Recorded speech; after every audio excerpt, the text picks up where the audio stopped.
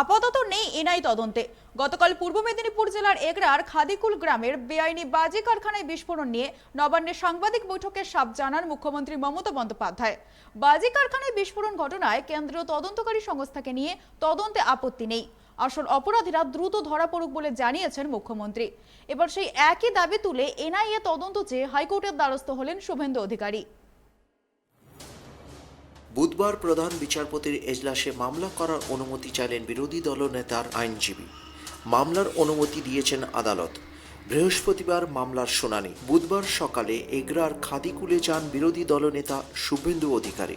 কথা বললেন স্বজনহারা ও আহতদের পরিবারের সঙ্গে।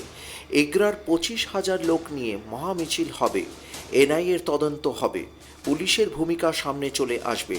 পুলিশ মন্ত্রী পদত্যাগের দাবিতে মহামিছিল হবে বলে খাদিকুল গ্রাম থেকে হুঙ্কার দেন শুভেন্দু অধিকারী। তিনি জানান, সিভিক ভলেন্টিয়ারদের তোলা তুলতে ব্যবহার করা হয়। পশ্চিমবঙ্গ জ্বলছে, বকটুই থেকে শুরু হয়েছে। মমতা বন্দ্যোপাধ্যায়কে না সরালে বাংলার পরিত্রাণ নেই। ভানুবাগের বাড়ি পাহারা দিচ্ছেন মমতা বন্দ্যোপাধ্যায়ের পুলিশ। প্রমাণ লোপাট ঠেকাতে কেন্দ্রীয় বাহিনীর মোতায়েনের দাবি জানান শুভেন্দু অধিকারী।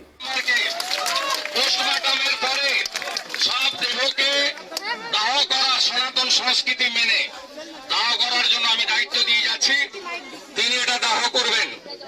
আজকেই কলকাতা হাইকোর্টে আমি এনআইএ তদন্তের জন্য আবেদন করেছি এবং আমরা চাই এনআইএ তদন্ত হোক।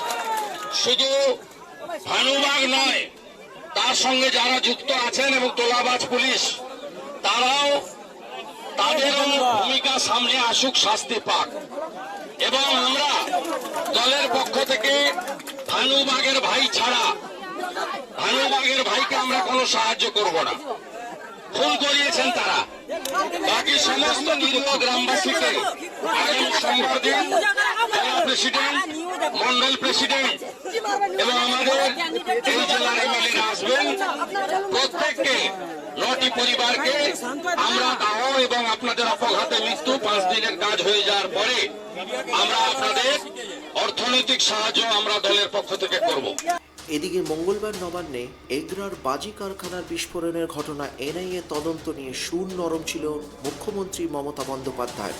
মঙ্গলবার নবান্নে সাংবাদিক বৈঠকে মুখ্যমন্ত্রী জানান, কেন্দ্রীয় তদন্তকারী সংস্থা এই ঘটনায় তদন্তর ভার নিয়েছেন, তাতে বিশেষ আপত্তি করবেন না রাজ্য সরকার। মুখ্যমন্ত্রী জানান, এনআইএ তদন্ত হলেও আসল দোষীরা যেন ধরা পড়ে।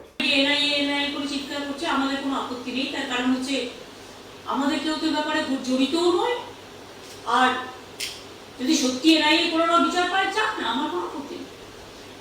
আমরা আমাদের ল অ্যান্ড অর্ডার আমাদের সাধ্য মতো আমরা শান্তপূর্ণ রাখার জন্য, ক্রিমিনালদের বিরুদ্ধে অ্যাকশন নেওয়ার জন্য আমরা already started our working. Investigation started, আমরা প্রপার ইনভেস্টিগেশন অলরেডি স্টার্ট করেছি। আর যদি তারা মনে করে এনআইএ করে, তবে আমরা একটু নিশ্চয়ই চাইব এনআইএ করলেও যেন আসল ব্যক্তিরা যেন ধরা পড়ে। কি করে জামিন পেল, কি করে বন্ধ হয়ে যাবে আবার নতুন করে খুললো, এটাও দেখতে হবে এবং দেখা উচিত। এ ব্যাপারে আমার কোনো দ্বিমতের কোনো ব্যাপার নেই। যদিও এটা বাজি কারখানা, ইলিগাল বাজি কারখানা, এবং আমরা টোটাল খোঁজ খবর লাগিয়েছি। মালিক যে অ্যারেস্ট হয়েছিল সে পালিয়েছে উড়িষ্যায়, কিন্তু উড়িষ্যা কেন, যেখানেই পালাক আমরা টেনে আনবো। মানুষের জীবনের থেকে দামে কিছু নেই। আমি গ্রামের সকলকে বলবো, ওই গ্রামের পরিবারদের, যে আপনারা প্লিজ দয়া করে এটা মাথায় রাখুন যে এটা গভর্নমেন্ট করেনি বা তৃণমূল কংগ্রেসও করেনি।